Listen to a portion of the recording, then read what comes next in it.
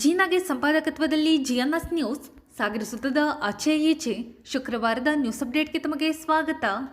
ಮುಖ್ಯಾಂಶಗಳು: ವೀರಶೈವ ಯುವಕ ಸಂಘದ 52ನೇ ವರ್ಷದ ಗಣಪತಿ ಉತ್ಸವ, ರಕ್ತದಾನ ಶಿಬಿರ ಮತ್ತು ಆರೋಗ್ಯ ತಪಾಸಣೆ, ಧಾರ್ಮಿಕ ಕಾರ್ಯದ ಜೊತೆ ಸಾಮಾಜಿಕ ಕಾರ್ಯ ಕುರಿತು ಬಸವರಾಜ್ ಗುರುಪ್ರಸಾದ್ ಕವಿತಾ ಜಯಣ್ಣ ಮಾತು, ಮಧ್ಯಪ್ರದೇಶ ಡಾಕ್ಟರ್ ಉಮಾ ಅವರಿಂದ ಯೋಗಾಭ್ಯಾಸ, ಯೋಗದ ಅಗತ್ಯತೆ ತಿಳಿಸಿದ ವೈದ್ಯರು, ವಿಜಯನಗರ ಬಾಪಟ್ ಕಲ್ಯಾಣ ಮಂಟಪ ಹಿಂಭಾಗ ಕೃತಕ ಸಾಗರ ಸೃಷ್ಟಿ, ಪೌರಾಯುಕ್ತರು ಮತ್ತು ನಗರಸಭೆ ಅಧ್ಯಕ್ಷರ ವಿರುದ್ಧ ನಾಗರಿಕರು ಗರಂ, ಲೇಔಟ್ ಮಂಜೂರಾತಿಯಲ್ಲಿ ಲೋಪಶಂಕೆ, ವಾರ್ಡ್ ಸದಸ್ಯರು ನಾಪತ್ತೆ, ತಕ್ಷಣ ಸರಿಪಡಿಸದಿದ್ದರೆ ಹೋರಾಟದ ಎಚ್ಚರಿಕೆ ನೀಡಿದ ನಾಗರಾಜ್, ರವಿ, ಚಂದ್ರಶೇಖರ್, ಹುಚ್ಚಪ್ಪ, ಮೆಡಿಕಲ್ ಚಂದ್ರು.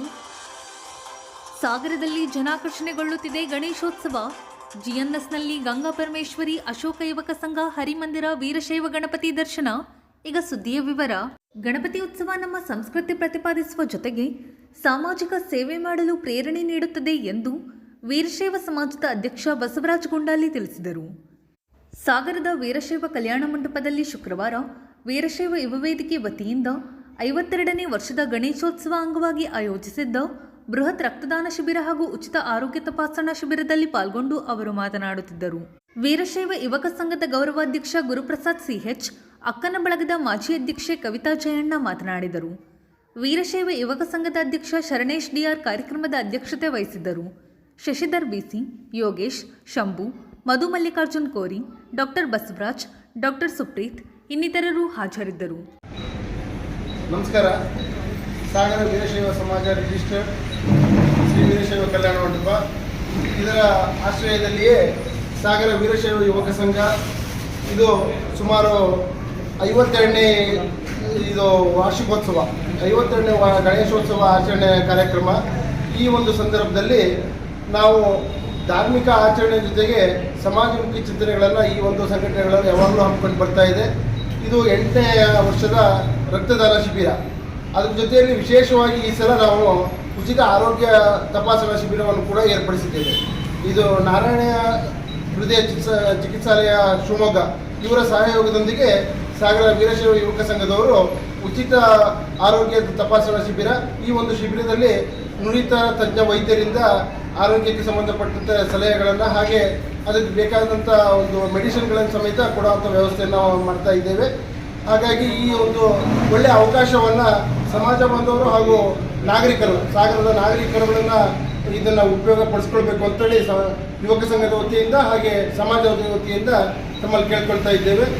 ಇದರಲ್ಲಿ ECG ಮತ್ತು ಇತರೆ ರಕ್ತ ಪರೀಕ್ಷೆಗಳು ನೀವು ಅದನ್ನು ಎಲ್ಲರೂ ನೀವು ಮಾಡಿಸ್ಕೊಳ್ಳೋಕ್ಕೆ ಹೋಗಲೇಬೇಕು ಅಂತ ಹೇಳಿದರೆ ಸುಮಾರು ಒಂದು 3,000 ರಿಂದ 4,000 ರೂಪಾಯಿವರೆಗೂ ಖರ್ಚು ಬರುವಂಥ ಒಂದೊಂದು ತಪಾಸಣೆಗಳು ಕೂಡ ಇಲ್ಲಿ ಉಚಿತವಾಗಿ ಮಾಡ್ತಾ ಇದ್ದಾರೆ. ಹಾಗಾಗಿ ನಾಗರಿಕರು ಇದರ ಸದುಪಯೋಗವನ್ನು ಪಡಿಸ್ಕೊಳ್ಬೇಕು.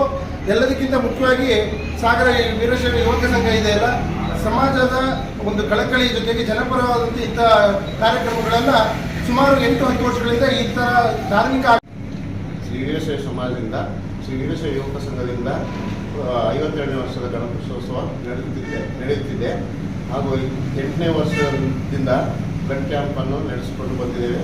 ಹಾಗೂ ಆರೋಗ್ಯ ತಪಾಸಣೆ ಕಾರ್ಯಕ್ರಮವನ್ನು ನಮ್ಮ NH ಅವರು ನಡೆಸಿಕೊಡುತ್ತಿದ್ದಾರೆ, ಶಿವಮೊಗ್ಗ NH ಅವರು ನಡೆಸಿಕೊಡುತ್ತಿದ್ದಾರೆ. ಸೊ ಅದರ ಸೌಲಭ್ಯದ ಜನಗಳು ತಗೊಂಡು ಈ ಥರ ಮಳೆ ಇದ್ದರೂ ಜನಗಳು ಬಂದು ಅದನ್ನು ಸದುಪಯೋಗ ಪಡೆದುಕೊಳ್ಳುತ್ತಿದ್ದಾರೆ. ಅವರಿಗೆಲ್ಲ 52ನೇ ವರ್ಷದ ಗಣೇಶೋತ್ಸವದ ವೀರಶೈವ ಸಮಾಜ ಅಕ್ಕನ ಬಳಗ ಹಾಗೂ ವೀರಶೈವ ಯುವಕ ಸಂಘದ ವತಿಯಿಂದ ಪ್ರತಿ ವರ್ಷದಂತೆ ಈ ದಿನದ ಗಣೇಶ ಮತ್ತು ಗೌರಿ ಹಬ್ಬದ ಆಚರಣೆಯನ್ನು ಮಾಡಲಾಗಿದ್ದು, ಹಾಗೂ ಇವತ್ತು 52ನೇ ಗಣೇಶೋತ್ಸವದ ಪ್ರಯುಕ್ತ ಯುವಕ ಸಂಘದ ವತಿಯಿಂದ ಉಚಿತ ರಕ್ತದಾನ ಶಿಬಿರ ಹಾಗೂ NH ನಾರಾಯಣ ಇವರ ಸಹಯೋಗದಲ್ಲಿ ಯುವಕ ಸಂಘದ ವತಿಯಿಂದ ಉಚಿತ ಆರೋಗ್ಯ ತಪಾಸಣಾ ಶಿಬಿರವನ್ನು ಹಮ್ಮಿಕೊಂಡಿದ್ದೇವೆ. ಜೋರು ಮಳೆ ಇದ್ದರೂ ಜನಗಳೆಲ್ಲ ಬರ್ತಾ ಇದ್ದಾರೆ. ಕಾರ್ಯಕ್ರಮವನ್ನು ಹಮ್ಮಿಕೊಳ್ಳಿಕ್ಕೆ ಯಶಸ್ವಿಯಾಗುತ್ತೆ ಅನ್ನೋ ಒಂದು ಭರವಸೆ. ಯುವಕ ಸಂಘದ ಅಧ್ಯಕ್ಷರು ಶರಣ್ ಅವರು ಹಾಗೂ ಗೌರವ ಅಧ್ಯಕ್ಷರಾದ ಗುರುಪ್ರಸಾದ್, ಪಟೇಲ್ ಅಣ್ಣ, ಶಶಿಧರ್ ಹಾಗೂ ಅಕ್ಕನ ಬಳಗದ ಸದಸ್ಯರು ಈ ಕಾರ್ಯಕ್ರಮದಲ್ಲಿ ಪಾಲ್ಗೊಂಡಿದ್ದಾರೆ.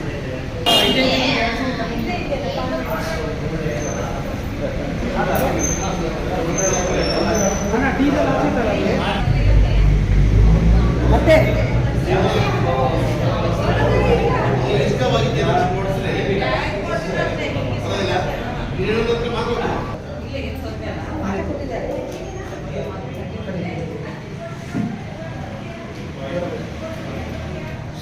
ಯೋಗದಿಂದ ಆರೋಗ್ಯ ರಕ್ಷಣೆ ಸಾಧ್ಯ. ಯೋಗ ನಮ್ಮ ಬದುಕಿನಲ್ಲಿ ಹಾಸುಹೊಕ್ಕಾಗಬೇಕು ಎಂದು ಮಧ್ಯಪ್ರದೇಶದ ಯೋಗ ತರಬೇತುದಾರರಾದ ಡಾಕ್ಟರ್ ಉಮಾ ತಿಳಿಸಿದರು. ಸಾಗರದ ಅಗ್ರಹಾರದ ಸ್ಮೃತಿ ಯೋಗ ತರಬೇತಿ ಕೇಂದ್ರದಲ್ಲಿ ಮಹಿಳೆಯರಿಗಾಗಿ ನಡೆದ 1 ವಾರಗಳ ಯೋಗ ತರಬೇತಿ ಕೇಂದ್ರದ ಸಮಾರೋಪ ಸಮಾರಂಭದಲ್ಲಿ ಅವರು ಅಭಿನಂದನೆ ಸ್ವೀಕರಿಸಿ ಮಾತನಾಡುತ್ತಿದ್ದರು. ಯೋಗಪಟು ನೇತ್ರ ಉಡುಪ ಮಾತನಾಡಿದರು. ಆರೋಗ್ಯ ಇಲಾಖೆ ನೌಕರರ ಒಕ್ಕೂಟದ ಹಿರಿಯ ಸಲಹೆಗಾರ ಮಾಸ ನಂಜುಂಡಸ್ವಾಮಿ, ಗೋಪಿ ದೀಕ್ಷಿತ್, ಜ್ಯೋತಿ ನಂಜುಂಡಸ್ವಾಮಿ ಇನ್ನಿತರರು ಹಾಜರಿದ್ದರು. ನಾಗಶ್ರೀ ಉಡುಪ ಸ್ವಾಗತಿಸಿದರು. ಸುಜಾತಾ ವಸಂತಕುಮಾರ್ ವಂದಿಸಿದರು. ಮನಸ್ಥಿತಿಯನ್ನು ಚಿತ್ತವಾಗಿದ್ದರೆ ಸಮಾಧಾನವಾಗಿ ಇಟ್ಕೊಳ್ಳಿಕ್ಕೆ ಅದು ಶಾಂತಗೊಳಿಸಲಿಕ್ಕೆ ಯೋಗ ಉತ್ತಮ ಮಾರ್ಗ. ನಾನು ಖಾಲಿ ಮನಸ್ಸಲ್ಲಿ ಬಂದೆ, ಮನಸ್ಸು ತುಂಬಿಸ್ಕೊಂಡು ಹೋಗ್ತಾ ಇದ್ದೇನೆ. ಯಾಕಂದರೆ ನಾನು ಎಕ್ಸ್ಪೆಕ್ಟ್ ಮಾಡಿರಲಿಲ್ಲ, ಬಟ್ ಅಂದರೆ ನೀವು ಇಷ್ಟೆಲ್ಲ ಇದು ಮಾಡ್ತೀರಿ ಅಂತ ನೇತ್ರ ಹೋಗೋರು ಜಾಗ ಕೊಟ್ಟರು. ನಾವೆಲ್ಲ ಇಲ್ಲಿ ಸೇರಿದ್ವಿ. ನಾನು ಹೇಳಿಕೊಟ್ಟಿದ್ದು ಬಹಳ ಅಲ್ಪ, ಅದರಿಂದ ಎಷ್ಟು ಉಪಯೋಗ ಏನು ನನಗೆ ಗೊತ್ತಿಲ್ಲ, ಬಟ್ ನನಗೆ ಕಾನ್ಫಿಡೆನ್ಸ್ ಇದೆ ಅದನ್ನು ಕಂಟಿನ್ಯೂ ಮಾಡಿದ್ರೆ ಖಂಡಿತ ಗುಣ ಆಗುತ್ತೆ ಅಂತ. ನಾನು ಹೆಚ್ಚಿಗೆ ಹೇಳಕ್ಕೆ ಬರಲ್ಲ, ಅಂದರೆ ಮಾತಾಡಲಿಕ್ಕೆ ಇಷ್ಟಪಡ್ತಾ ಇಲ್ಲ. ಯಾಕೆಂತ ಹೇಳಿದ್ರೆ ನಿಮಗೆಲ್ಲ ತಿಳಿದಿದೆ, ನಾನು ಬಹುಶಃ ಜಾಸ್ತಿನೇ ನಾನು ಸ್ವೀಕಾರ ಮಾಡ್ಕೊಂಡು ಹೋಗ್ತಿದ್ದೀನಿ ನನಗೆ. ಯಾಕಂತ ಹೇಳಿದ್ರೆ ನಾನು ಯೋಗ ಪ್ರಿನ್ಸಿಪಲಲ್ಲಿ ವಿಶ್ವಾಸ ಇಡೋಳು, ಯೋಗವನ್ನು ಆರಾಧನೆ ಮಾಡೋಳು, ಯೋಗ ಜೀವನದಲ್ಲಿ ಅಳವಡಿಸ್ಕೊಳ್ಳಿಕ್ಕೆ ನೋಡ್ತಾ ಇದ್ದೇನೆ. ಹಾಗಿದ್ದ ಸಂದರ್ಭದಲ್ಲಿ ನನಗೆಲ್ಲವೂ ಭಾರವಿದೆ. ಆದರೂ ನಿಮ್ಮೆಲ್ಲ ತುಂಬಿ ಕೊಟ್ಟಿದ್ದಕ್ಕೆ ನಾನು ಸ್ವೀಕಾರ ಮಾಡ್ತಾ ಇದ್ದೇನೆ. ಎಲ್ಲರೂ ಯೋಗಿಗಳಾಗ್ಲಿಕ್ಕೆ ಸಾಧ್ಯ ಇಲ್ಲ, ಬಟ್ ಆ ಪ್ರಯತ್ನದಲ್ಲಿ ನಮ್ಮನ್ನು ನಾವು ತೊಡಗಿಸ್ಕೊಂಡಾಗ ನಮಗೆ ಎಷ್ಟೋ ಮನಃಶಾಂತಿ ದೊರಕ್ತದೆ. ಅದನ್ನೇ ನಾವು ಮುಂದುವರಿಸೋಣ. ಎಲ್ಲರೂ ಯೋಗವನ್ನು ಮಾಡೋಣ. ಯೋಗ ಅಂತ ಹೇಳಿ ನಾವು ಫಿಸಿಕಲ್ ಬೆಂಡಿಂಗು ಪ್ರಾಕ್ಟೀಸ್ ಮಾಡಬೇಕು ಅಂತ ಇಲ್ಲ, ಬಟ್ ನಮ್ಮ ಜೀವನದಲ್ಲಿ ನಮ್ಮ ಜೀವನ ಯೋಗಮಯ ಆಗಬೇಕು ಅಂತ, ಅದು ನಮ್ಮ ಮನಸ್ಸಿನಲ್ಲಿ ಯೋಗ ಇರಬೇಕು ಅಂತ. ಹೇಗೆ ಅಂತಂದರೆ ಒಂದಕ್ಕೊಂದು ಆಧ್ಯಾತ್ಮತೆ ಹೊಂದುವುದನ್ನೇ ಯೋಗ ಅಂತ ಹೇಳ್ತಾರೆ. ಆ್ಯಕ್ಚುಲಿ ನನಗೆ ಇಲ್ಲಿ ಬರಲಿಕ್ಕೆ ಯೋಗ ಇತ್ತು, ನಾನು ಇಲ್ಲಿ ಬಂದೆ, ನಾನು ಮಾತಾಡಲಿಕ್ಕೆ ಯೋಗ ಇತ್ತು, ನಾನು ಮಾತಾಡ್ತಾ ಇದ್ದೀನಿ. ಇದೆಲ್ಲದಕ್ಕೂ ಯೋಗ ಅನ್ನುವ ಮೂಲ ಸಂಬಂಧ ಹೇಗೆ ಅಂತ ಹೇಳಿದ್ರೆ ಇದೆಲ್ಲವೂ ಯೋಗ. ಯಾಕಂತಂದರೆ ಅದು ಸಂಬಂಧ ದೇವರು ಮಾಡಿದ ಜಾಯಿಂಟ್. ಹಾಗಾಗಿ ಆ ಸಂಬಂಧಕ್ಕೋಸ್ಕರ ನಾನು ಇಲ್ಲಿದ್ದೇನೆ. ಇಲ್ಲಿ ಬರ ಯೋಗ ನನಗಿತ್ತು, ನಾನು ಬಂದಿದ್ದೇನೆ. ಇದನ್ನೇ ಯೋಗ ಅಂತ ಹೇಳೋದು. ಹಾಗೆ ಜೀವಾತ್ಮ ಪರಮಾತ್ಮನೊಟ್ಟಿಗೆ ಸೇರೋದನ್ನೇ ಯೋಗ ಅಂತ ಹೇಳೋದು. ಉಮ್ಮಕ್ಕ ಅವರು ಜ್ಯೋತಿ ಅಂತ ಮತ್ತೆ ಅಣ್ಣ ಇಬ್ಬರು ಫೋನ್ ಮಾಡಿದ್ರು, ಹೀಗೆ ಒಬ್ಬರು ಬರ್ತಾರೆ, ಶಿಬಿರ ಮಾಡ್ತಾರಂತೆ ಆದಿತ್ಯ ನಿಮ್ಮಲ್ಲಿ ಅಂತ. ಫಸ್ಟಿಗೆ ನನಗೆ ಅಳುಕು ಆಯಿತು. ಯಾಕೆಂತಂದರೆ ಹಬ್ಬದ ಟೈಮು, ಯಾರು ಬರ್ತಾರೋ ಇಲ್ಲೋ ಅನ್ನೋದೊಂದಿತ್ತು ಮನಸ್ಸಿನಲ್ಲಿ, ಅಳುಕು ತುಂಬ ಇತ್ತು. ಆದರೆ ನನಗೆ ನೀವೆಲ್ಲ ಸಪೋರ್ಟ್ ಕೊಟ್ಟರೆ, ನನ್ನ ತರಗತಿ ಡೈಲಿ ಬರ್ತಕ್ಕಂಥವ್ರು. ಅಕ್ಕನಿಂದ ನಾವು ಕಲ್ತಿದ್ದು ತುಂಬ ಇದೆ ಅಂತಲೇ ಹೇಳ್ಬೋದು. ಪ್ರತಿಯೊಂದು ಪ್ರಾಬ್ಲಮ್ ಒಂದು ನಮ್ಮ ಆರೋಗ್ಯಕ್ಕೆ ನಮ್ಮ ಯೋಗದಲ್ಲೇ ಒಂದು ಅದಕ್ಕೆ ಪರಿಹಾರ ಇದೆ ಅನ್ನೋದು ನಾನು ಯಾವಾಗಲೂ ಹೇಳ್ತಾ ಇದ್ದೆ. ಆಸ್ಪತ್ರೆಗೆ ಹೋಗೋದನ್ನು ಕಡಿಮೆ ಮಾಡಿ ಪ್ರತಿದಿನ ಯೋಗಕ್ಕೆ ಬನ್ನಿ. ಇವನ್ ನಾನು ಅವಳ ಹೆಸರು ತಗೊಳ್ತೀನಿ, ಯಾಕೆಂದರೆ ಹೇಳಲೇಬೇಕಾಗಿರ್ತಕ್ಕಂಥದ್ದು ರೂಪ. ತಪ್ಪು ತಿಳಿಯಲ್ಲ ಅವಳ ಹೆಸರು ತಗೊಂಡ್ರೆ. ರೂಪಂಗೆ ಪ್ರಾಬ್ಲಮ್ ಇದೆ, ಅವಳು ನನ್ನ ಹತ್ರ ಕೇಳ್ಕೊಂಡಿರ್ತಕ್ಕಂಥ ಕೆಲವೊಂದು ಎಲ್ಲ ಪ್ರಾಬ್ಲಮ್ಗಳನ್ನು ಅಕ್ಕನ ಹತ್ರಕ್ಕೂ ಹೇಳ್ಕೊಂಡ್ರು. ಅದಕ್ಕೆ ಸರಿಯಾಗಿ ಅವಳು ಒಂದು ರೀತಿಯ ತರಬೇತಿನ ತಗೊಂಡಿದ್ದಾಳೆ. ಅದನ್ನ ಪ್ರತಿದಿನ ತಗೊಂಡಿರ್ತಕ್ಕಂಥ ಅಂದರೆ ರೂಪ ಆಗಲಿ, ರಾಜೀವ್ಗಾಗಲಿ, ಅವ್ರಿಗೆಲ್ಲ ನಮಗಿಂತ ಹೆಚ್ಚಿಗೆ ಸಮಸ್ಯೆ ಇದೆ ಆರೋಗ್ಯದಲ್ಲಿ. ಅದ್ರ ಬಗ್ಗೆ ಅಕ್ಕನ ಹತ್ರ ತುಂಬ ಚೆನ್ನಾಗಿ ಹೇಳಿಸ್ಕೊಂಡಿದ್ದಾರೆ. ಅದನ್ನ ಪ್ರತಿದಿನ ರೂಢಿಸ್ಕೊಂಡು ಹೋಗ್ಬೇಕು. ನಮಗೆ ಈ ಒಂದು ಕಲಿಕಾ ಅವಕಾಶವನ್ನ ಅಕ್ಕ ಬಂದು ಹೇಳ್ಕೊಟ್ರು. ಅದಕ್ಕೆ ನಮಗೆ ಮೂಲತಃ ಒಂದು ಇದು ಬೇಕಲ್ವಾ, ಯಾರು ಒಬ್ರು. ಸಾಗರ ಪಟ್ಟಣದ ವಿಜಯನಗರ ಬಡಾವಣೆಯ ಬಾಪಟ್ ಕಲ್ಯಾಣ ಮಂಟಪ ಹಿಂಭಾಗದ ಲೇಔಟ್ನಲ್ಲಿ ವಿಪರೀತ ಮಳೆಯಿಂದ ನಿವಾಸಿಗಳು ಮನೆಯಿಂದ ಹೊರಗೆ ಬಾರದ ಸ್ಥಿತಿ ನಿರ್ಮಾಣವಾಗಿದೆ. ಮನೆ ಸುತ್ತಲೂ ನೀರು ಆವರಿಸಿಕೊಂಡಿದ್ದರಿಂದ ಮನೆಯವರು ಹೊರಗಿನವರು ಮನೆಯೊಳಗೆ ಹೋಗಲು ಸಾಧ್ಯವಾಗದೆ ಪರದಾಡುತ್ತಿದ್ದಾರೆ. 18ನೇ ವಾರ್ಡ್ನ ವಿಜಯನಗರ ಬಡಾವಣೆಯಲ್ಲಿ ಪ್ರತಿ ವರ್ಷ ವಿಪರೀತ ಮಳೆ ಬಂದರೆ ಇದೇ ಪರಿಸ್ಥಿತಿ ನಿರ್ಮಾಣವಾಗುತ್ತದೆ. ಬಡಾವಣೆಯ ದುಸ್ಥಿತಿ ಕುರಿತು ವಿಜಯನಗರ ನಾಗರಿಕ ವೇದಿಕೆ ಅಧ್ಯಕ್ಷ ನಾಗರಾಜ್, ನಗರಸಭೆ ಮಾಜಿ ಸದಸ್ಯ ರವಿಲಿಂಗನಮಕ್ಕಿ, ಚಂದ್ರಶೇಖರ್, ಹುಚ್ಚಪ್ಪ, ಮೆಡಿಕಲ್ ಚಂದ್ರಣ್ಣ ಮಾತನಾಡಿದ್ದಾರೆ. ಮೊದಲಿಗೆ ನಮ್ಮ ರವೀಣ ಹೇಳಿದಾಗೆ ಈ ಲೇಔಟ್ ಪ್ಲಾನಿಂಗ್ ತಗೊಳ್ಬೇಕಾದ್ರೆ ಖಂಡಿತ ಯಾವ ರೀತಿ ಇದಕ್ಕೊಂದು ಪರ್ಮಿಷನ್ ಕೊಟ್ಟಿದ್ದಾರೆ ಅಂತೇಳಿ ನಿಜವಾಗ್ಲೂ ಯೋಚನೆ ಮಾಡೋಂಥ ಪರಿಸ್ಥಿತಿ ಇದೆ. ಈ ಲೇಔಟ್ ಏನಿದೆ ಅಷ್ಟಕ್ಕೂ ಸೈಟ್ ಕನ್ವರ್ಷನ್ ಅಂತಾನೆ ಸೈಟ್ಗಳಾಗಿ ಮಾಡಿ ಒಂದು ಅನುಮತಿ ಕೊಟ್ಟಿದ್ದಾರೆ. ಇಲ್ಲಿ ನೀರು ಹೋಗಲಿಕ್ಕೆ ಮೂಲಭೂತ ಸೌಕರ್ಯ ಅದು ನೀರು ಹೋಗಲಿಕ್ಕೆ ಎಲ್ಲಿ ವ್ಯವಸ್ಥೆ ಅನ್ನೋದೇ ಇನ್ನೂ ಕಂಡುಹಿಡಿಬೇಕಾದಂಥ ಪರಿಸ್ಥಿತಿ ಇದೆ. ಇದು ಹಲವಾರು ವರ್ಷಗಳ ಹಿಂದೆ ಕೊಟ್ಟಿರೋದ್ರಿಂದ ಈ ಆಗಿರೋ ತಪ್ಪನ್ನು ಖಂಡಿತ ಇವರೆಲ್ಲ ಹೇಳಿದ ಹಾಗೆ ನಾವಿಲ್ಲಿ ಅನುಭವಿಸ್ತಿರೋ ಕಷ್ಟ ಪರಿಹಾರ ಆಗಾಗೆ ದಯವಿಟ್ಟು ನಮ್ಮ ನಾಗಪ್ಪನವರು ಒಳ್ಳೆ ಅಧಿಕಾರಿ ಇದ್ದಾರೆ, ಈಗ ನಮ್ಮ MLA ಅವರು ಇದ್ದಾರೆ, ಪ್ರತಿಯೊಬ್ಬರು ಒಂದು ಈ ಯೋಜನೆಗೆ ಒಂದು ಮನಸ್ಸು ಮಾಡಿ ಇದಕ್ಕೊಂದು ಪರಿಹಾರ ಕಂಡುಹಿಡಿದು ಒಂದು ಈ ವ್ಯವಸ್ಥೆನ ಮಾಡ್ಕೊಳ್ಬೇಕಾಗಿ ನನ್ನ ವಿನಂತಿ. ಹಾಗೂ ಈಗ ಎಲ್ಲ ಕಡೆನೂ ವಿದ್ಯುತ್ ಶಕ್ತಿ ಒಂದು ಏನು ಸಪ್ಲೈ ಮಾಡ್ತಾ ಇದ್ದಾರೆ. ಆದರೆ ಈ ನಮ್ಮ ರಸ್ತೆಯಲ್ಲಿ ರಾತ್ರಿ ಹೊತ್ತಿನಲ್ಲಿ ಈ 3 ಫೇಸ್ ವ್ಯವಸ್ಥೆ ಮಾಡದೆ ಕತ್ಲಲ್ಲೇ ಓಡಾಡುವಂಥ ಪರಿಸ್ಥಿತಿ ಆಗಿದೆ. ಈ ರೋಡಿನಲ್ಲೇ ಮುಂದೆ ಹೋದರೆ ನಮ್ಮ ಕೌನ್ಸಿಲರು ಮಂಡಗಳ ಗಣಪತಿ ಅವ್ರ ಮನೆಯೂ ಕೂಡ ಇದೆ, ಅವರು ಕೂಡ ಇದೇ ರಸ್ತೆಯಲ್ಲಿ ಓಡಾಡ್ತಾ ಇದ್ದಾರೆ.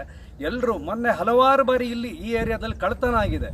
ಎಷ್ಟು ಸುಮಾರು ಮನೆಗಳ ಕಳ್ತನ ಆಗಿದ್ರು ಕೂಡ ಅದ್ರ ಬಗ್ಗೆ ಇವತ್ತಿನವರೆಗೂ ಆ ಕಳ್ಳರು ಯಾರಂತನೂ ಕಂಡು ಹಿಡಿದೆ ಇವತ್ತಿಗೂ ಅದಕ್ಕೆ ಪರಿಹಾರ ಸಿಕ್ಕಿಲ್ಲ. ಈಗ ಹಾಗಾಗಿ ಇದೆಲ್ಲಕ್ಕೂ ಮೂಲಭೂತ ವ್ಯವಸ್ಥೆ ನಿಜವಾಗಲೂ ಅಗತ್ಯವಿದೆ. ಅದನ್ನು ವ್ಯವಸ್ಥೆ ಈ ವಿಜಯನಗರ ವೇದಿಕೆಯ ಮಾಜಿ ಅಧ್ಯಕ್ಷ, ಜೊತೆಗೆ ಈ ಏರಿಯಾದ 13ನೇ ವಾರ್ಡ್ನ ನಿವಾಸಿ. ನಾವು ಪ್ರತಿ ವರ್ಷವೂ ಕೂಡ ನಾವು ಕಮಿಷನರಿಗೆ ಹೇಳ್ತಲೇ ಇದ್ದೀವಿ, ಅವರು ಇದನ್ನು ಮಾಡಿಸ್ತೀವಿ, ಅದನ್ನು ಆಲ್ಟರ್ನೇಟಿವ್ ಮಾಡಿಸ್ತೀವಿ ಅಂತ ಹೇಳ್ಬಿಟ್ಟು ಹೇಳಿದ್ರು ಕೂಡ ಇಲ್ಲಿವರೆಗೂ ಯಾವುದೇ ಕೆಲಸ ಅವ್ರು ಮಾಡಲಿಲ್ಲ. ಈಗ ನಾವು ದಿನನಿತ್ಯ ನಾವು ಹಿಂಸೆಯನ್ನು ಅನುಭವಿಸ್ತಾ ಇದ್ವಿ ಈ ಏರಿಯಾದಲ್ಲಿ. ಈಗಲಾದರೂ ಅಟ್ಲೀಸ್ಟ್ ಇಂಥ ಸಂದರ್ಭದಲ್ಲೂ ಕೂಡ ಅವರು ಈ ಏರಿಯಾದ ಒಂದು ಪ್ರಗತಿಗೆ ಒಂದು ಸ್ವಲ್ಪ ಪ್ರೋತ್ಸಾಹ ನೀಡಿ ನಮಗೆ ಅನುಕೂಲ ಮಾಡಿಕೊಡ್ಬೇಕು ಅಂತ ಹೇಳ್ಬಿಟ್ಟು ಈ ಮೂಲಕ ಅವರೆಲ್ಲ ಕೇಳ್ಕೊಳ್ತಾ ಇದ್ದೇನೆ. ಚರಂಡಿ ನೀರೆಲ್ಲ ಹೋಗ್ತಾ ಇದೆ. ಹಾಗೆ ಚರಂಡಿ ನೀರು ಈಗ ಆ್ಯಕ್ಚುಲಿ ಇದು ಒಂದು ಸೈಟು ಇದ್ರ ಮೇಲೆ ಅದು ಮಾಡಬೇಕಾಯ್ತು. ಲೇಔಟ್ ಪ್ಲಾನಿಂಗ್ನಲ್ಲಿ ತಪ್ಪು ಮಾಡಿಕೊಂಡು ಈಗ ರಾಜಕಾಲುವೆಯನ್ನು ಮೊದಲು ಮಾಡಿದ್ರೆ ನೀರು ಹರಿದು ಹೋಗ್ತಿತ್ತು, ಅದು ಆಗ್ತಾ ಇಲ್ಲ. ಜೊತೆಗೆ ಇದರಲ್ಲೂ ಕೂಡ ಈ ಸೈಟನ್ನು ಡೈರೆಕ್ಟಾಗಿ ಆ ಚರಂಡಿಗೆ ನೇರವಾಗಿ ಮಾಡ್ಕೊಂಡಿದ್ರೆ ನೀರು ಕ್ಲೀನಾಗಿ ಹರಿದು ಹೋಗ್ಬಿಡ್ತಿತ್ತು. ಬಟ್ ಈ ಲೇಔಟ್ ಮಾಡ್ಬೇಕಾದ್ರೆ ಯಾರು ಕೂಡ ಇದನ್ನು ಪರಿಶೀಲನೆ ಮಾಡದೆ, ಲೇಔಟ್ ಓನರು ಕೂಡ ಅವರು ಪರಿಶೀಲನೆ ಮಾಡಲಿಲ್ಲ. ಅವ್ರಿಗೇನು ಒಟ್ಟು ಖರ್ಚಾದ ಸಾಕು ಅಂತ ಹೇಳ್ಬಿಟ್ಟು ಮಾಡಿದ್ದಾರೆ. ಈಗ ಏನಾಗಿದೆ ಅಂತಂದ್ರೆ ಅವರು ಅಡ್ಡ ಕ್ರಾಸ್ ಆಗಿ ಇದನ್ನ ಮೋರಿ ಮಾಡಿರೋದ್ರಿಂದ ನೀರು ಯಾವ ಕಾರಣಕ್ಕೂ ಹೊರಗೆ ಹೋಗ್ತಾ ಇಲ್ಲ. ಅದು ಪೂರ ಅಲ್ಲೇ ಸ್ಟಾಪ್ ಆಗ್ಬಿಟ್ಟು ಅಲ್ಲಿ ನಿವಾಸಿಗಳಿಗೆ ಭಾಳ ತೊಂದರೆ ಆಗ್ತಾಯಿದೆ, ಸೊಳ್ಳೆಗಳಿಗೆ ಭಾಳ ತೊಂದರೆ ಆಗ್ತಾ ಇದ್ದಾವೆ.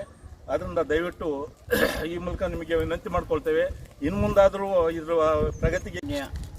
ಸಾಗರದ ಪೌರಾಯುಕ್ತರಿಗೆ ಹಾಗೂ ಅಧ್ಯಕ್ಷರಿಗೆ ನಮಸ್ಕಾರಗಳು. ನಮ್ಮ ವಿಜಯನಗರ ಬಡಾವಣೆಯಲ್ಲಿ 13 ಮತ್ತು 14ನೇ ಕ್ರಾಸು ಇಲ್ಲಿ ಈ ವರ್ಷದ ಒಂದು ಅವಧಿಯಲ್ಲಿ ಗಮನಿಸಿದಾಗ ಇಲ್ಲೊಂದು 2-3 ಕ್ರಾಸಲ್ಲಿ ನೀರು ಹೋಗಲಿಕ್ಕೆ ವ್ಯವಸ್ಥೆನೇ ಇಲ್ಲ, ರಾಜಕಾಲುವೆ ವ್ಯವಸ್ಥೆನೇ ಇಲ್ಲ. ಬಂದಂಥ ನೀರು ವಿಜಯನಗರದ ಮೇಲೆ ಟ್ಯಾಂಕ್ನಿಂದ ಬಂದಂಥ ನೀರು ಸುಮಾರು 100 ಕ್ಯೂಸೆಕ್ಸ್ಗಳಷ್ಟು ನೀರು ಪ್ರತಿದಿನ ಮಳೆಗಾಲದಲ್ಲಿ ಹರಿಯುತ್ತಿಲ್ಲಿ. ಅಲ್ಲಿ ಇಲ್ಲಿ ಪ್ರತಿಯೊಬ್ಬರ ಮನೆ ಕಾಂಪೌಂಡ್ ಪಕ್ಕದಲ್ಲಿ ನಿಂತ್ಕೊಂಡು ಬೆಳಗಿನ ವೇಳೆಯಲ್ಲಿ ಇವತ್ತು ಮಳೆ ಈಗ ಈ ಸಂದರ್ಭದಲ್ಲಿ ಇಲ್ಲ, ಮಳೆಯ ವೇಳೆಯಲ್ಲಿ ಇದನ್ನು ನೋಡಿದರೆ ಮುಳುಗಡೆ ಏರಿಯಾ ನೋಡಿದಾಗೆ ಆಗುತ್ತೆ. ಆದ್ದರಿಂದ ಇದಕ್ಕೆ ತಾವುಗಳು ಇದನ್ನು ಬಂದು ಪರಿಶೀಲಿಸಿ ಇದೇನು ಲೇಔಟ್ ಮಾಡಿದ್ದಾರೆ, ಯಾವ ಥರದಲ್ಲಿ ಮಾಡಿದ್ದಾರೆ ಅಂತಕ್ಕಂಥದ್ದು, ಇದನ್ನು DC ಕನ್ವರ್ಷನ್ ಲೇಔಟ್ ಅಂತಕ್ಕಂಥದ್ದನ್ನು ಈಗ ನಮ್ಮ ರವಿ ಅವರು ಹೇಳಿದ್ರು, ಮತ್ತು ನಮ್ಮ ಚಂದ್ರು ಅವರು ಹೇಳಿದ್ರು, ಮತ್ತು ನಮ್ಮ ಸ್ನೇಹಿತರೆಲ್ಲ ಹೇಳಿದರು. ಅದರಲ್ಲಿ DC ಕನ್ವರ್ಷನ್ಗೆ ಅಗತ್ಯವಾಗಿರ್ತಕ್ಕಂಥ ಅವಶ್ಯಕತೆಗಳು, ಮೂಲ ಅವಶ್ಯಕತೆಗಳು ಏನು ಬೇಕೋ ಅದು ಯಾವುದೂ ಇಲ್ಲ. ಆದ್ದರಿಂದ ತಕ್ಷಣ ಇದನ್ನು ಪರಿಶೀಲಿಸಿ ನಮ್ಮ ನಾಗರಿಕರಿಗೆ ಇದನ್ನು ವ್ಯವಸ್ಥೆಯನ್ನು ಒಂದು ಮಾಡಿಕೊಡೋದ್ರಿಂದ ಅವರಿಗೆ ಇಲ್ಲಿ ನೀವು ತಕ್ಷಣ ಅವರ ಒಂದು ಸಮಸ್ಯೆಗೆ ಸ್ಪಂದಿಸಿದರೆ ನಾವು ನಾಗರಿಕ ವೇದಿಕೆಯಿಂದ ಕೂಡ. ಮಾನ್ಯ ನಗರಸಭೆಯ ಪೌರಾಯುಕ್ತರೇ ಮತ್ತು ಮಾನ್ಯ ಅಧ್ಯಕ್ಷರೇ, ಇದು 18ನೇ ವಾರ್ಡು ವಿಜಯನಗರದ 14ನೇ ಕ್ರಾಸು. ಈಗ ಸಾಮಾನ್ಯ 2004-05 ಇದು DC ಎಲಿನೇಷನ್ ಆಗಿರೋದು, DC ಜಿಲ್ಲಾಧಿಕಾರಿಗಳಿಂದ ಮಾನ್ಯತೆ ಪಡೆದಿರೋಂಥ ಲೇಔಟು. ಇದನ್ನು ಮಾಡದಿರೋಂಥ ಲೇಔಟ್ ಮಾಡುವಾಗ ನಗರ ಪ್ರಾಧಿಕಾರದವರು ಸ್ಥಳಕ್ಕೆ ಬಂದಿದ್ರು ಇಲ್ಲ ಅಲ್ಲೇ ಕೂತ್ಕೊಂಡು ಸಗಣಿ ತಿಂದು ಮಾಡಿದ್ರೋ ಒಂದು ಗೊತ್ತಿಲ್ಲ. ಅವ್ರ ನಂತರ ನಗರಸಭೆಯವ್ರ ಸಮೇತ ಅದೇ ಕೆಲಸ ಮಾಡಿದ್ದಾರೆ. ಯಾಕಂದರೆ ಒಂದು ಸೈಟ್ ರಿಲೀಸ್ ಮಾಡುವಾಗ ಇಲ್ಲಿನ ಜಾಗ್ರಫಿಕಲ್ ಆಗಿ ನೋಡಬೇಕಿತ್ತು. ಇದು ದೋಣಿ ಆಕಾರದಲ್ಲಿದೆ, ಆ ಕಡೆ ಏರು ಈ ಕಡೆ ಏರು, ಮಧ್ಯದಲ್ಲಿ ಜಾಗ ಹೊಂಡ ಇದೆ. ಮೇಲ್ಭಾಗ ವಿಜಯನಗರದ ಸಂಪೂರ್ಣ ನೀರು ಇಲ್ಲಿಗೆ ಬರುತ್ತೆ, ಮಳೆ ನೀರು ಚರಂಡಿ ನೀರೆಲ್ಲ ಇಲ್ಲೇ ಬರುತ್ತೆ. ಹಾಗಾದ್ರೆ ಏನು ಮಾಡ್ತಾ ಇದ್ದಾರೆ ಇವರು? ಈ ಲೇಔಟಿ ನೋಡಿ, ಒಂದು KEB ಕರೆಂಟಿನ ವ್ಯವಸ್ಥೆನೂ ಮಾಡಲಿಲ್ಲ, ಇವರೇ ನಿವಾಸಿಗಳೇ ಇದನ್ನ ಕಂಬ ಮಾಡಿಸ್ಕೊಂಡಿದ್ದಾರೆ. ಡ್ರೈನೇಜ್ ಇಲ್ಲ, 3 ಫೇಸ್ ಲೈನ್ ಇಲ್ಲ, UGDನೂ ಆಗಿಲ್ಲ. ಟಾರ್ ರೋಡ್ನ ನಾಮಕ ವ್ಯವಸ್ಥೆ ನಾಯಿ ನಾಲ್ಗೆ ಥರ ಟಾರ್ ಮಾಡಿದ್ದಾರೆ. ಇದು ನಗರ ಪ್ರಾಧಿಕಾರದವರು ಫಸ್ಟ್ ಲೇಔಟ್ ಮಾಡೋದಕ್ಕಿಂತ ಮುಂಚೆ ಇದರಲ್ಲಿ ಚರಂಡಿ ನೀರು ಮತ್ತು ಮಳೆ ನೀರು ನೀನು ಹೇಗೆ ಬಿಡ್ತೀಯಪ್ಪ ನೋಡಿ, ಅಲ್ಲಿಂದ ಬರಲಿ ಆ ಜಾಗದಿಂದ ಇದು ಒಂದು ರಾಜಕಾಲುವೆ ಇದೆ, ಆ ರಾಜಕಾಲುವೆನ ಕರೆಕ್ಟಾಗಿ ಸ್ಟ್ರೈಟಲ್ಲಿ ಬಿಟ್ಟು ಒಂದು 5 ಅಡಿ ಡ್ರೈನೇಜ್ ಮಾಡಿದರೆ ಸಂಪೂರ್ಣ ಲೇಔಟ್ ನೀರು ಸಹಿತ ಇದು ಹೀಗೆ ಕೆಳಗಡೆ ಜಮ್ಗಾರ ಒಳಗೆ ಸೇರ್ತಿತ್ತು. ಇದನ್ನು ಅವತ್ತು ಮಾಡಲಿಲ್ಲ. ಆನಂತರ ನಗರ ಪ್ರಾಧಿಕಾರದವ್ರು ತಪ್ಪಾಯಿತು. ಆನಂತರ ನಗರಸಭೆಯವರು ಸಹಿತ ತಾವು ಬಂದು ಸೈಟ್ ರಿಲೀಸ್ ಮಾಡೋ ಪವರು ನಗರಸಭೆಯವರಿಗಿರುತ್ತೆ. ಒಂದೊಂದೇ ಸೈಟನ್ನು ರಿಲೀಸ್ ಮಾಡುವಾಗ ಯಾರನ್ನು ಸಹಿತ ಇವ್ರು ಗಣನೆ ತಗೊಳ್ಳದೆ ಲೇಔಟ್ ಅಧಿಕಾರಿಗಳು ಲೇಔಟ್ ಮಾಲೀಕರು ಏನು ಕೊಟ್ಟರೋ ಅದನ್ನು ಚೆನ್ನಾಗಿ ತಿಂದು ಇವ್ರು ಏನು ಮಾಡಿದ್ರು ಲೇಔಟ್ಗಳನ್ನು ರಿಲೀಸ್ ಮಾಡಿದ್ರು. ಇದಕ್ಕೆ ಒಂದೇ ಒಂದು ಮೂಲಭೂತ ಸೌಕರ್ಯ ಇಲ್ಲ. ಮಾನ್ಯ ಜಿಲ್ಲಾಧಿಕಾರಿಗಳ ಷರತ್ತಿದೆ, ರಸ್ತೆ, ಡ್ರೈನೇಜು, ಎಲೆಕ್ಟ್ರಿಸಿಟಿ, UGD ಮತ್ತು ಕುಡಿಯೋ ನೀರು ಇವನ್ನೂ ಸಹಿತ ಮಾಡಬೇಕಂತ ಷರತ್ತಾಕೆ ಮಾಡಿರ್ತಾರೆ. ಇವು ಯಾವ ಷರತ್ತುಗಳನ್ನು ಇಲ್ಲಿ ಪರಿಗಣನೆ ಮಾಡ್ತಿಲ್ಲ. ಇಲ್ಲಿನ ಪೌರಾಯುಕ್ತರು ದಯಮಾಡಿ ಇದನ್ನ ನೀವು ಭಾರಿ ವರ್ಷದಿಂದ ಇಲ್ಲೇ ಇದ್ದೀರಾ, ದಯಮಾಡಿ ಇಲ್ಲಿಂದ ಜನಗಳ ಸಮಸ್ಯೆನ ಅರ್ಥ ಮಾಡ್ಕೊಳ್ಳಿ. ಇದಕ್ಕೆ ಯಾವ ರೀತಿಯಲ್ಲಿ ಆದರೂ ನೀವು ತಕ್ಷಣದಲ್ಲಿ ಪರಿಹಾರ ಕಂಡುಹಿಡಲಿಲ್ಲ ಅಂದರೆ ಇಲ್ಲಿ ಇದೆಲ್ಲ ಸುತ್ತಮುತ್ತಲೆಲ್ಲ ನಾವೆಲ್ಲ ಕಾಲೋನಿಯ ನಿವಾಸಿಗಳು ಅಧ್ಯಕ್ಷರು ಮತ್ತು ಪೌರಾಯುಕ್ತರು ಈ ಜಾಗಕ್ಕೆ ಬಂದು ಇದಕ್ಕೆ ಸಮಸ್ಯೆನ ಆದಷ್ಟು ಬೇಗ ಬಗೆಹರಿಸದೇ ಇದ್ದರೆ ನಾವು ಬೇರೆ ಥರದಲ್ಲಿ ಇದಕ್ಕೆ ಹೋರಾಟ ಮಾಡೋಕ್ಕೆ ಅಥವಾ ಇನ್ನೇನೋ ಲೋಕಾಯುಕ್ತ ಕಾನೂನು ಕ್ರಮ ಇದು ಮಾಡಿದೆ. DC ಅಪ್ರೂವಲ್ ಪ್ರಕಾರ ಹೇಗಿರಬೇಕು ಲೇಔಟು ಆ ಪ್ರಕಾರ ಇಲ್ಲ. ಮೊದಲೆಲ್ಲ ಲೇಔಟು ಅಂತ ಹೇಳಿದ ಕೂಡಲೇ DCಗೆ ಇದು ಮಾಡಿ ನಗರಸಭೆಗೆ ಕೊಡ್ತಾಯಿದ್ರು. ನಗರಸಭೆಯವರು ಅದನ್ನು ಇದು ಮಾಡಬೇಕಿತ್ತು, ಏನು ಲೇಔಟ್ ಮಾಡಬೇಕಿತ್ತು. ಈಗ ಹಾಗಿಲ್ಲ. ಲೇಔಟ್ ಅವರೇ ಎಲ್ಲದನ್ನು ರೆಡಿ ಮಾಡಿ DC ಅಪ್ರೂವಲ್ ತಗೋತಾ ಇದ್ರು. ಹಾಗಾಗಿ ಇದನ್ನು ನಗರಸಭೆಯವರು ಗಮನ ಕೊಡ್ತಾ ಇಲ್ಲ, ಅತ್ಲಾಗೆ ತಗೊಂಡವರು ಗಮನ ಕೊಡ್ತಾ ಇಲ್ಲ. ನೀರೊಂದು ರೋಡ್ ಮೇಲೆ ಹೋಗ್ತಾ ಇದೆ, ಆಮೇಲೆ ಬಾವಿ ನೀರು ಆಗಿ ಒಂದು 10-12 ವರ್ಷ ಆಗಿರ್ಬೋದು. ನಾವು ಏನಂದ್ರೆ 4 ವರ್ಷ ಆಯ್ತು ಮನೆ ಮಾಡಿ. ಆ ಮನೆ ಮಾಡಿದ ಮೇಲೆ ಏನು ಇಲ್ಲಿ ರಸ್ತೆ ಸರಿ ಇರಲಿಲ್ಲ, ಕರೆಂಟ್ ಇರಲಿಲ್ಲ, ಆಮೇಲೆ ನೀರು ಹೋಗೋದು ಗೊತ್ತಾಗ್ತಿರ್ಲಿಲ್ಲ. ಈ ಮಳೆ ಜೋರು ಬಂದವಾಗ ಇಲ್ಲಿಂದ ನೀರು ತುಂಬಿದ್ದು ಸೀದಾ ರೋಡ್ ಮೇಲೆ ಬಂದು ಅಲ್ಲಿ ಸೈಟ್ ಆ ಕಡೆ ಹೋಗ್ತಾ ಇತ್ತು. ಅಲ್ಲಿ ಆ ಕಡೆ ಸೈಟಲ್ಲಿ ಅದು ನಮ್ಮ ಬಾವರು ತಗೊಂಡಿದ್ದು ಸೈಟ್.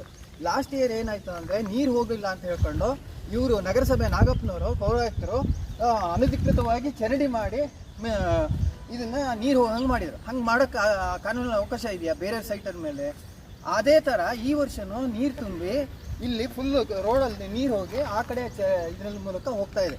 ಚರಂಡಿಯ ಅವಶ್ಯಕತೆ ಎಲ್ಲಿದೆ? ಈ ಕಡೆ ಚರಂಡಿ ಮಾಡಿಕೊಟ್ಟಿಲ್ಲ, ಆಮೇಲೆ ಕರೆಂಟ್ ಇಲ್ಲ, ಆಮೇಲೆ ನೀರು ಹೋಗೋಕ್ಕೆ ಜಾಗನೇ ಇಲ್ಲ. ಫುಲ್ಲು ಇಲ್ಲೇ ನೀರಿದೆ. ಆಮೇಲೆ ಬಾವಿಲೆಲ್ಲ ಈಗ ನೀರು ಏನು ನೀರು ಕಲುಷಿತವಾಗಿದೆ, ನೀರು ಕುಡಿಯೋಕ್ಕಾಗ್ತಾ ಇಲ್ಲ. ಎಲ್ಲರ ಮನೆ ಬಾವಿದು ನೀರು. ಸಾಗರದ ವಿವಿಧ ಭಾಗದಲ್ಲಿ ಶ್ರೀ ಗಣಪತಿ ಪ್ರತಿಷ್ಠಾಪನೆ ಮಾಡಲಾಗಿದ್ದು ವಿಜೃಂಭಣೆಯಿಂದ ಧಾರ್ಮಿಕ ಕಾರ್ಯಕ್ರಮ ನಡೆಯುತ್ತಿದೆ.